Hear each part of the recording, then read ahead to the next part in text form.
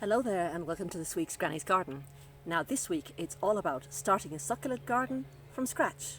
There are three very important rules for creating a succulent garden. One is location. Now a succulent garden needs between 4 to 6 hours of sun.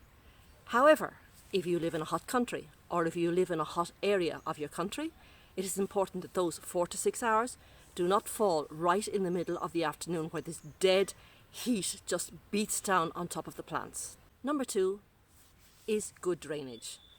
Succulents hate having their roots stuck in wet, soggy soil, and there's nothing that'll kill a succulent quicker than having it being wet all the time. It hates it. Number three, hills. For two reasons. First of all, if they're on a hill, the drainage is going to be better. The water just percolates through and doesn't stay around the roots. And secondly, there's nothing more boring than a carpet that just looks like a mosaic carpet of succulents. You have to give it some interest, and the best way to give it some interest is to mount it up on a hill. Apart from building your succulent garden on a hill, it's lovely to incorporate elements. Now this element could be a terracotta pot. It could be some driftwood you found on a beach that's sort of nice and weathered and weather-beaten. A piece of art, a small sculpture. Anything that catches your imagination. The other thing is the use of boulders or rocks. Now obviously this depends on the size of your succulent area. If you've got a succulent area like this, you're not going to use a boulder like this. So everything's got to be in proportion. And what is very nice is if you use the local stone. Now this is the area I have chosen. On cleaning this area I came across this terracotta pot, which seems to be right dug into the soil. And if I come round the side, I've absolutely no idea how big it is, but I'm not going to be uncovering all of it because I want this to be a succulent garden and I want it to be on a hill. But there is a nice little mound here coming right down to the front where it's almost flat. The other thing that's important here is the shelter on both sides. Now I've got some veronica here and I've got a viburnum and then I've got the overhead larch tree and then I've got another viburnum here. It's making a semicircular protection around it. As usual, I'm going to be doing a bit of experiment. As you know, I live in a mountain region. It's a zone 6, and what I want to know is it going to be possible for me to have a succulent garden outdoors all year round and not just in the summer months? Because I'm really not into overwintering plants inside my house. Now, I'm not going to totally abandon them. As it gets really cold in January, what I plan to do is cover them with like a harvest guard cloth or something to give them a little bit more protection. And then come spring, I want to see how many, if any, of the plants have survived. Now because this is an experiment, I'm not going to be buying 50 or 60 plants and packing them in this succulent garden. I want to wait until next spring to see how many of them have survived and what type of the plants have survived, if any. If I get to next spring and find that quite a lot of these succulents have survived through the winter, then I'm going to make a new plan and I'm going to incorporate more plants of the type that survived and maybe incorporate some new elements. Maybe even cactus. Nah, I'm only joking. Or maybe I'm not.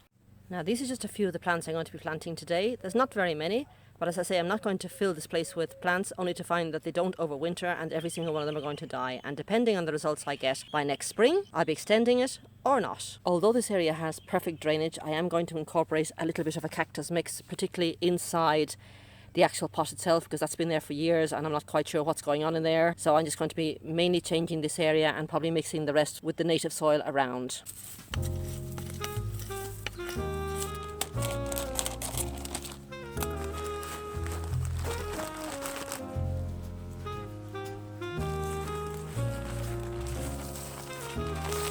Now these plants have been sitting on the table in the front porch for about the last month and a half, which is really far too long, but I've been doing other things in the garden and just haven't been able to get around to it. However, when you buy them from the shop, you should acclimatise first of all to being outdoors. Now what I'm doing is placing it in this area that I've chosen to be my future succulent garden. So I'm going to leave them now for a few days in this area, getting the amount of sun they're going to be receiving on a normal basis, on a day-to-day basis, to see how they get on. Time to go rock hunting, and I certainly don't have very far to go. Right across the road from where I live, I've got this beautiful forest, and it's full of forest oak and juniper trees. And all across the ground, there are these granite rocks. Now, some of them have got a lot of quartz, and they tend to be almost white in colour. So I'm interested in that type, and I'm also interested in those that have got less quartz, but tend to have lichen growing on them, and makes them extremely interesting to look at, and a wonderful feature to incorporate into our succulent garden. So this morning we were across the road there in the open countryside, just gathering a few little local stones. And what I'm going to do now is remove all of these plants that have now acclimatized over the last few days, and I'm going to locate the boulders or the little rocks, and then we'll place the plants in their final location.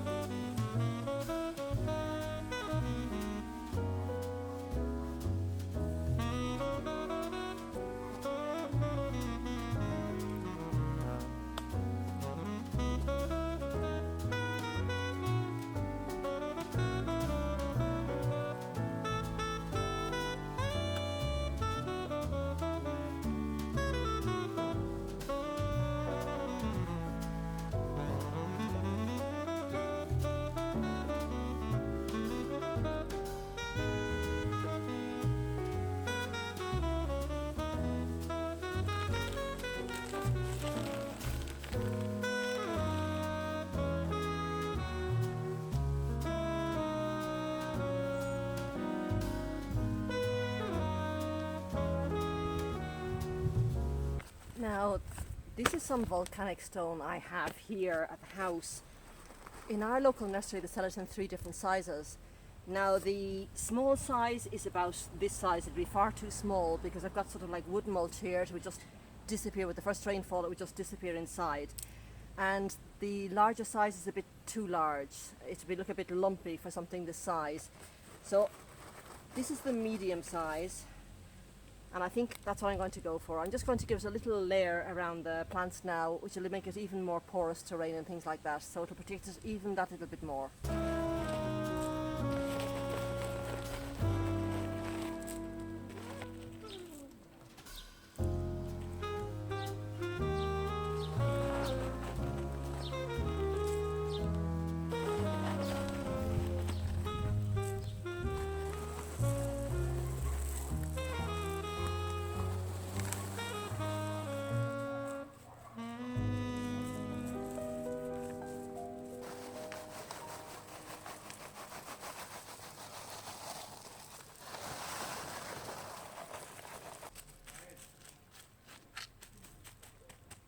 Well, that's that finished for another week. I hope you've enjoyed it and that you'll join me throughout the weeks and see how this progresses. Above all, to see if it makes it through our very harsh winter. So we'll be keeping an eye on that together. If you have liked this video, do give it a thumbs up. And of course, if you want to join me every Friday, please subscribe to the channel because it does help it grow. For this week, from me, Una, and for my channel, Granny's Garden, it's bye from me and see you next Friday. Bye bye now.